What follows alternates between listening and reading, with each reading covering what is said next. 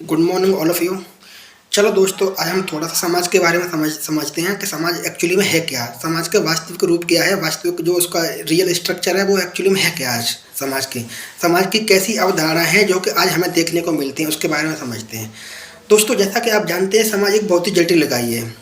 जटिल इकाई इसलिए भी है क्योंकि जब लोग इसके जाल में फंसे चले जाते हैं, तो इसका जो प्रभाव है अधिकतर नकारात्मक ही देखने को मिलता है। ऐसा नहीं है कि नकारात्मक ही देखने को मिले, कभी कभी सकारात्मक भी देखने को मिलता है, लेकिन मोस्टली मेरे अकॉर्डिंग इसका जो प्रभाव है नकारात्मक ही देखने को मिलता है। क्योंकि ये एक इस तरीके का जाल क्रिएट कर देता है, इस तरीके का एक जो समाज रूपी जाल बना देता है कि लोग इसके जाल में फंसे चले जाते हैं, वो कभी भी अपने आप को निकाल ही नहीं सकते हैं। क्योंकि ये समाज ना तो किसी की सफलता चाहता है, नहीं विफलता, सफलता भी नहीं चाहता है और नहीं विफलता चाहता है। ये इस तरीके का स्ट्रक्चर क्रिएट कर देता है। क्योंकि समाज जब भी अपने क्योंकि समाज हमारे हिसाब से नहीं, समाज के हिसाब से हम चलते हैं। मतलब समाज हमारे हिसाब से नहीं चलता है कभी भी।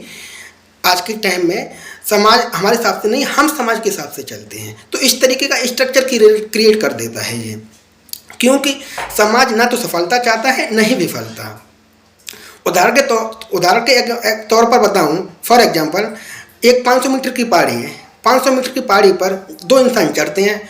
एक तो चढ़ता है 495 मीटर पर चढ़ जाता है, लेकिन वो कोई भी एक उसकी स्थिति ऐसी रही है कि जिसकी वजह से वो गिर जाता है। हो सकता है उसके हाथ स्लिप कर गए हों, हो सकता है कुछ भी और दिक्कत आ गई हो जिसकी वजह से वो 495 मीटर की पहाड़ी पर चढ़ गया 500 मीटर में से, लेकिन वो किसी भी तरीके से नीचे गिर गया।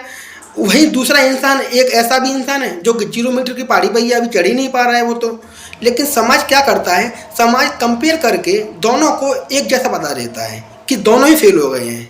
लेकिन ऐसा नहीं होता है, रियलिटी में ऐसा है नहीं कि 495 मीटर वाला जो फेल हुआ है तो वो कभी सफल ही नहीं होगा। ऐसा भी नहीं हो सकता है, क्योंकि जो 495 मीटर पे जो पहाड़ी पर चढ़ा है, 0 मीटर की पहाड़ी पर चढ़ने वाला इंसान से ज़्यादा उसके पास अधिक स्किल्स हैं जो उसके पास चढ़ा है। क्योंकि उसके पास नॉलेज है, उसके पास पावर है, उसके पास स्किल्स है। लेकिन जो समाज बताता है हम उसको स्वीकार कर लेते हैं। अगर समाज ने बोल दिया कि आप फेल हैं तो आप उस चीज़ को फेल मान लेते हैं, और समाज ने अगर ये बोल दिया कि आप मतलब फेल नहीं है, आप पास हो चुके हैं, आप सफल हो चुके हैं किसी भी काम में, तो हम उस चीज़ को भी स्वीकार कर लेते हैं। जो समाज कहता है हम उसको स्वीकार करते हैं, ना कि हम जो कहें समाज उसको स्वीकार करे। ये उसका रिवर्स हो जाता है वहाँ पे। तो इस तरीके का नहीं करना चाहिए कभी भी। फॉर एग्जांपल, दूसरा एग्जांपल लेते हैं इसको समझने के लिए। सोसाइटी में जो वास्तविक प्रॉब्लम्स हमें देखने को मिलती हैं, जैसे कि समाज में बहुत सारा कंपेरिजन देखने को मिलता है, एक तुलनात्मक स्वरूप देखने को मिलता है।